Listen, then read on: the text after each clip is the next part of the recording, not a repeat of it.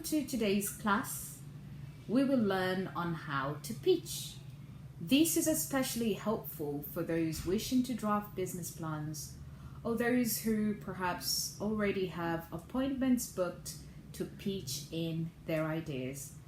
I hope you find it helpful and enjoy. First off is the what. This denotes the type or field of business and service you're going to talk about. You are to give a brief background, also explain the market niche, or in other words, the target market.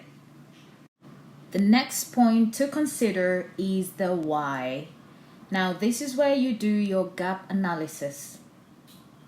Is the market probably unsaturated for the product or service you wish to offer?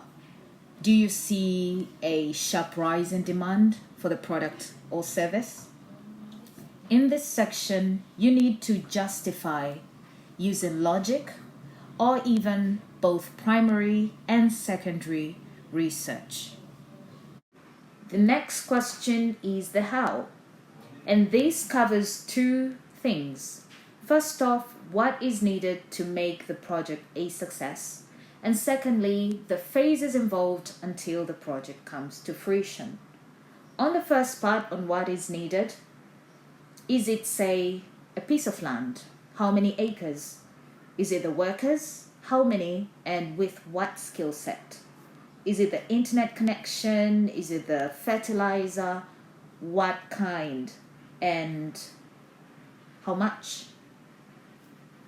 On the second part, the phases involved until the project comes to fruition.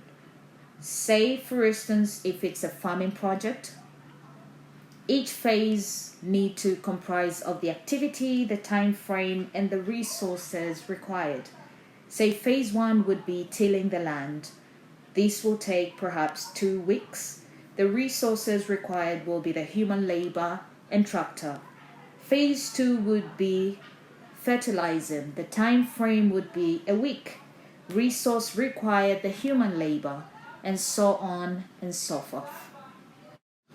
The next question to look at is, what do you already have in place? Every investor and project financer needs to know how far you have come in order for them to analyze how to chip in. This is where you state the things you already have in place. For example, 10 acres of land, 3 workers. You, however, do not have a large enough storage facility. The next thing to cover is the when.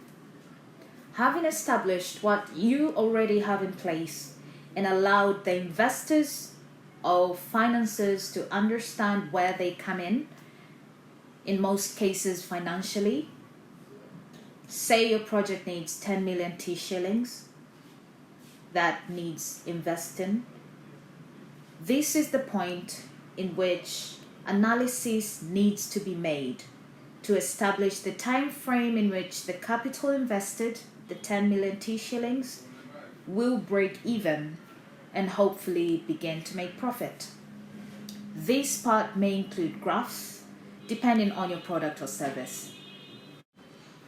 The next section would be that of anticipated challenges. This is one of the most crucial components of a pitch, since it adds or deducts to how feasible your project really is. It needs to cover both the micro factors as well as macro factors.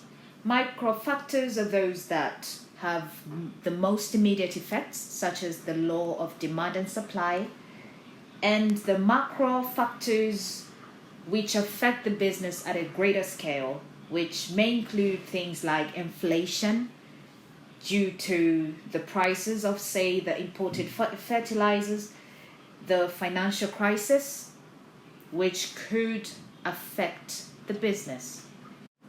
Having anticipated the challenges, what then would be the solutions? What alternative means would you use instead of the imported fertilizer, for example?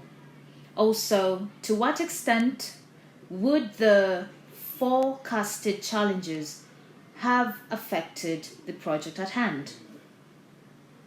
These last two sections can also be referred to as risk analysis segments.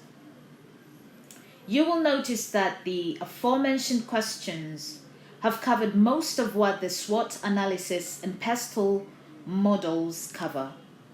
Thank you and all the best.